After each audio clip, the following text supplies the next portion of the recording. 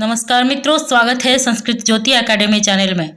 मैं फिर से उपस्थित हो गई हूँ एक और वीडियो के साथ। आज का टॉपिक भी नया है, क्योंकि कितने दिनों से हम मृच्छकटिकम पढ़ रहे हैं और मृच्छकटिकम से जुड़ी वीडियो डाल रही हूँ आप सभी के लिए।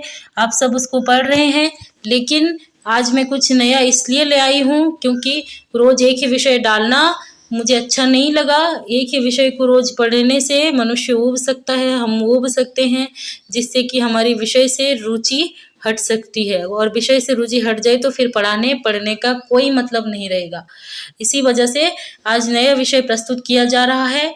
आज का विषय काफ़ी महत्वपूर्ण है, जहाँ मृच्छकटिकम केवल संस्कृत साहित्य के छात्रों के लिए जरूरी था, जो प्रतियोगी परीक्षा की तैयारी करते हैं ऐसी छात्रों के लिए जरूरी था, या फिर जो संस्कृत साहित्य में रुचि रखते हैं उनके लिए जरूरी था। लेकिन यहाँ ये जो आज का विषय है ये सारे भारतीयों के लिए जरूरी है। एक भारतीय होने के नाते सभी को, जो हर भारतीय को ऐसे ग्रंथों का अध्ययन करना चाहिए, इनके बारे में सामान्य जानकारी रखना चाहिए। तो क्या है वो ग्रंथ? तो आज हम पढ़ेंगे मनुस्मृति। मनुस्मृति के बारे में जानकारी सभी को रखना चाहिए, क्योंकि यह धर्मशास्त्र का सिरमौर है। हमारी जो सनातन परंपरा में जो भी धार्मिक क्रियाकलाप हो रही है, तो सारे मनुस्मृति जैसे धर्म ग्रंथ, स्मृति शास्त्र, वेद आदि से प्रभावित हैं। तो ऐसे ग्रंथों को जानना, पढ़ना, समझना, इनकी सामान्य जानकारी को दिमाग में रखना सभी भारतीयों के लिए जरूरी है, और यही हमारे भारतीयता का परिचय है। इसीलिए आप सभी इस ऐसे वीडियो में मेरे साथ जुड़े, ऐसे धर्मशास्त्र आदि जब मैं पढ़ाऊँ आप सब मुझसे जुड़े, और चैनल को सब्सक्राइब करें, लोगों तक पहुंचाएं, ताकि सबको ऐसे महत्वपूर्ण वीडियो मिले, सभी भारतीय इससे उपकृत हों, सभी अपना पहचान बनाए कि वो एक भारतीय हैं। हम कभी कहीं जाएं पश्चिमी देशों को, तो हम उनसे पूछेंगे उनके देश, उनकी धर्म, उनके ग्रंथ, उनके साहित्य, उनकी संस्कृति, वो लोग खूब अच्छे से वर्णन कर देंगे। लेकिन दुर्भाग्य हमारा है कि हम अपने बारे में कुछ नहीं बता सकते। हम तो उनकी वेशभूषा पहनकर घूमते हैं, उनकी वेशभूषा, उनके तौर तरीके में हम चल रहे हैं। ये हमारा दुर्भाग्य है। इसीलिए अपने तौर तरीके को अपनाना सीखिए। अब नहीं अपना रहे हैं तो उसे सिर्फ जानिए, ताकि आप लोगों को बता सके। बाहर जाएं तो भारतीय होकर गर्व कर सके कि मैं अपने देश के बारे में, अपने ग्रंथों के बारे में, अपनी शास्त्रों के बारे में, अपनी परंपरा के बारे में इतना कुछ जानता हूँ कि जानती हूँ। इसीलिए कृपया सभी से निवेदन है, तो ऐसे वीडियो को आप देखें और ज़्यादा लोगों तक पहुँचाएँ। तो मैंने इसी को ध्यान में रखते हुए, हर भारतीय के लिए ये जरूरी है, इसी सोच को ध्यान में रखते हुए, इसी बात को ध्यान में रखते हुए मतलब संकल्प लिया है कि जितना भी वक्त लगे मैं मनुस्मृति के सारे श्लोक को शब्दशः पढ़ाऊंगी, क्योंकि मनुस्मृति एक महत्वपूर्ण ग्रंथ है और इसमें 12 अध्याय 2604 श्लोक है। इसे समाप्त करना इतना आसान नहीं है, बहुत वक्त लगेगा। और मैं इसकी वीडियो रोज भी नहीं डालने वाली हूँ, जब वक्त मिले इससे जुड़ी वीडियो को डालूंगी। बहुत वक्त लगेगा, लेकिन इसे समाप्त ही करना है।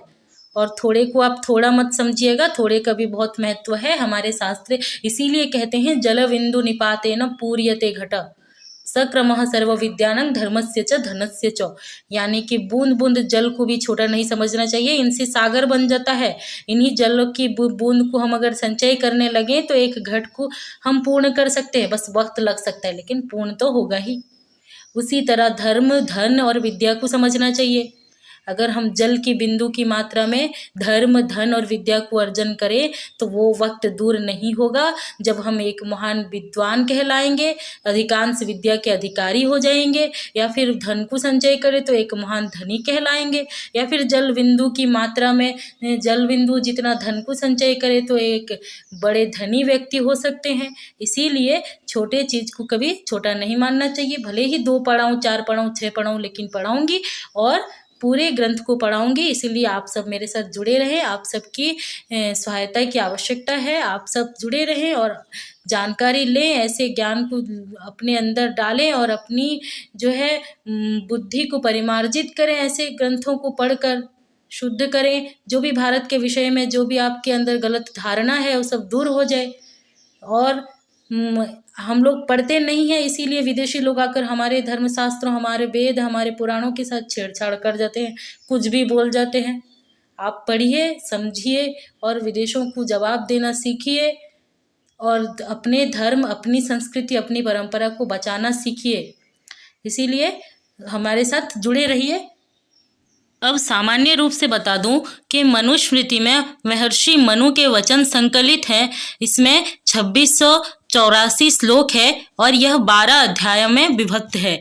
यह स्मृति ग्रंथ सारे धर्मशास्त्रों का शिरमोर है। आदिकाल में महर्षियों द्वारा जब भगवान मनु को विभिन्न प्रकार के प्रश्न धर्म, अर्थ, काम, पुरुषार्थ, वर्णाश्रम और सृष्टि के बारे में पूछा गया था, उन सवालों का जवाब बहुत ही सूक्ष्म दृष्टि से भगवान मनु ने किस प्रकार दिया है, यह मनुस्मृति में 12 अध्यायों में वर्णित है और इसका संकलन भृगु आदि ऋषि ने बाद में किया है। मनुस्मृति मनु के द्वारा लिखी नहीं गई है, भृगु आदि ऋषि के द्वारा यह लिखा गया है। तो चलिए शुरू करते हैं। मनुस्मृति के प्रथम अध्याय में 119 श्लोक है। अब शुरू करते हैं पहला श्लोक। मनुमेकाग्रम आसीनम अभिगम्य महर्षयः प्रतिपूज्य यथा न्यायम् इदं वचनम् अब्रुवन्। मनुमेकाग्रम आसीनम अभिगम्य महर्षयः प्रतिपूज्य यथा न्यायम् इदं वचनम् अब्रुवन्।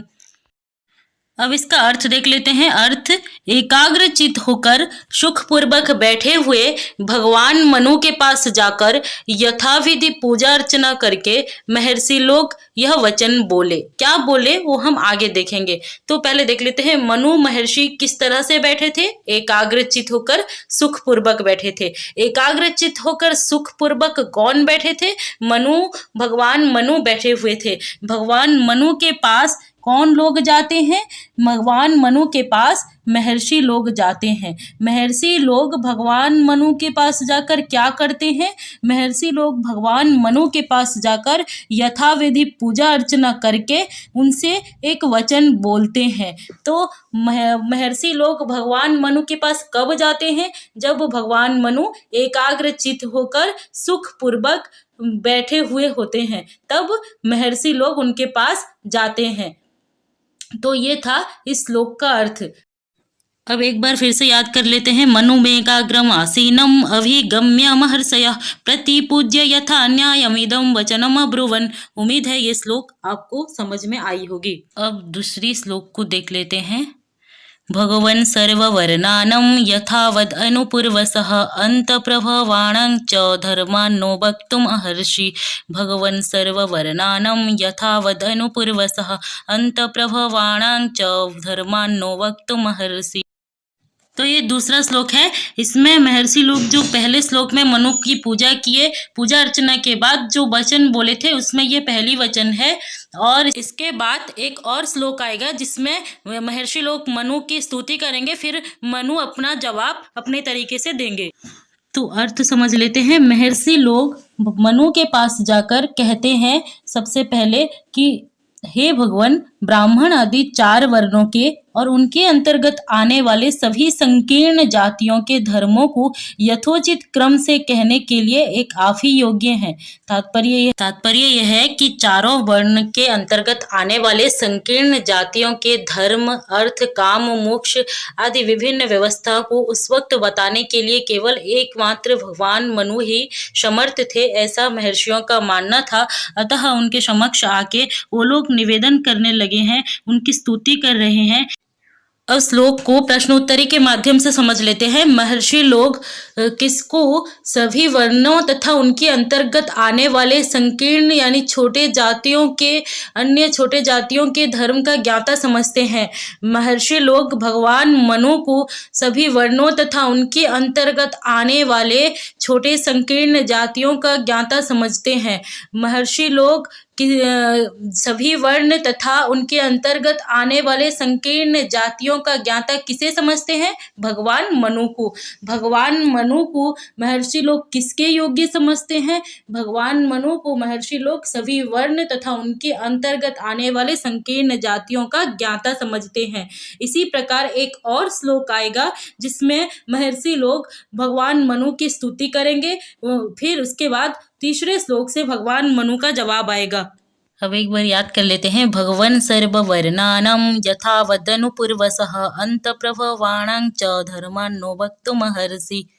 अब तीसरे श्लोक को देख लेते हैं, जो कि महर्षियों द्वारा की गई अंतिम स्तुति है।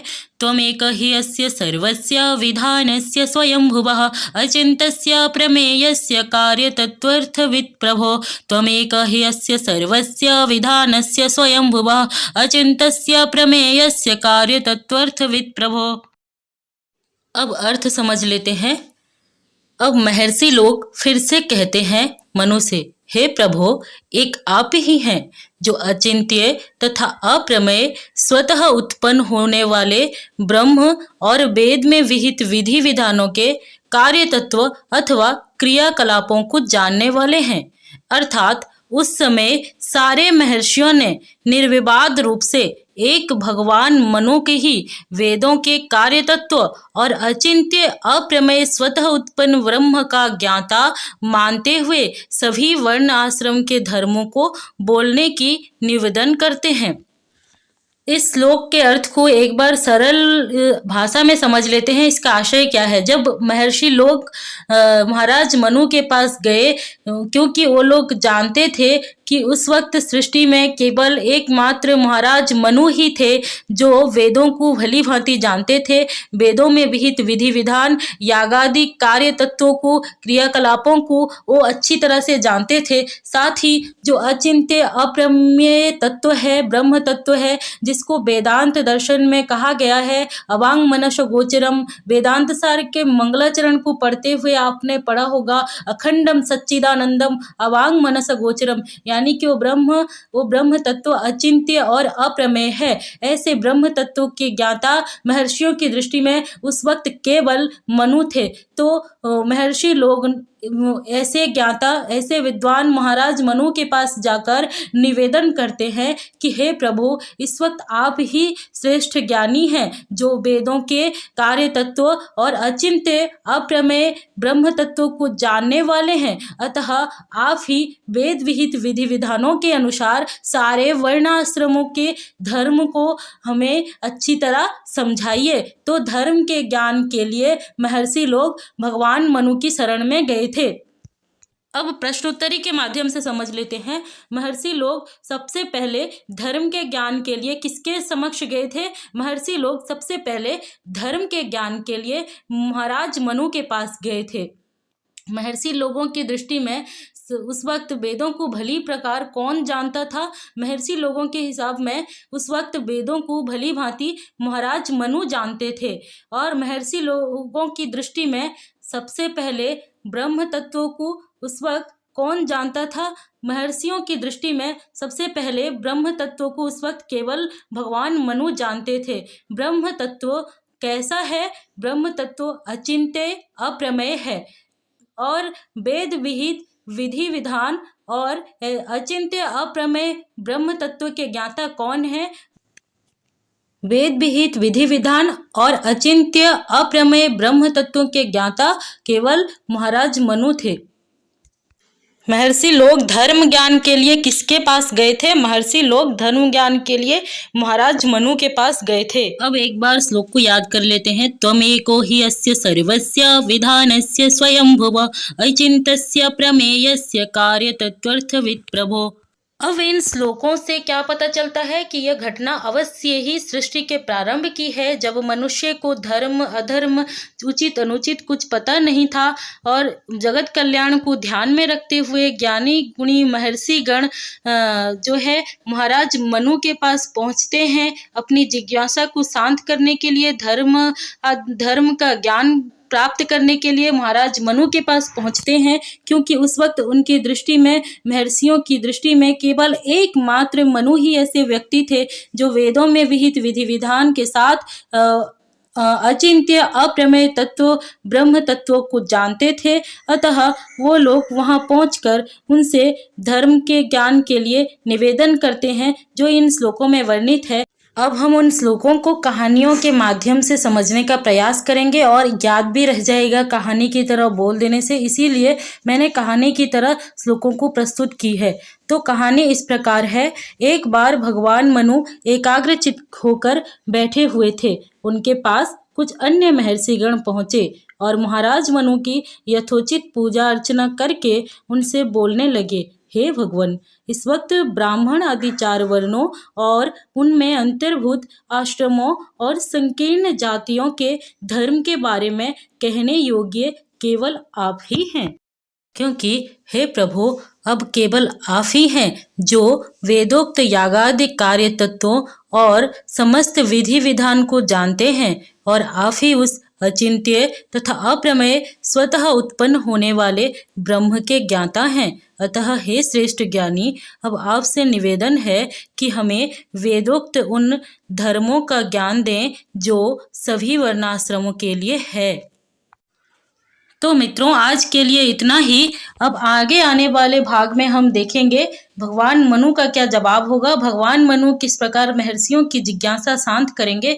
इससे हम शुरुआत अगली वीडियो से करेंगे। तो जिन्हें भी हमारी वीडियो अच्छी लगी है वो हमारे वीडियो को ज़्यादा से ज़्यादा अन्य लोगों तक पहुँचाएँ और पूरे वीडियो को देखने के लिए आप सभी का दिल से धन्यवाद। मित्रों, अब आप सबकी जानकारी के लिए एक महत्वपूर्ण सूचना दे दूं कि चैनल में कुछ दिन बाद वेदांत सार पढ़ाया जाएगा, लगभग मार्च से। आप सभी जुड़ जाएं और यह वीडियो अगर अच्छा लगा तो चैनल को सब्सक्राइब करें और साथ ही यहाँ पे पढ़ाई जाने वाली सारी सामग्री नोट्स आप सबको उपलब्ध कराने के लिए एक टेलीग्राम चैनल के नाम से खुली है, आप जुड़ सकते हैं। और कक्षा के लिंक पाने के लिए हमारे फेसबुक से भी जुड़ सकते हैं।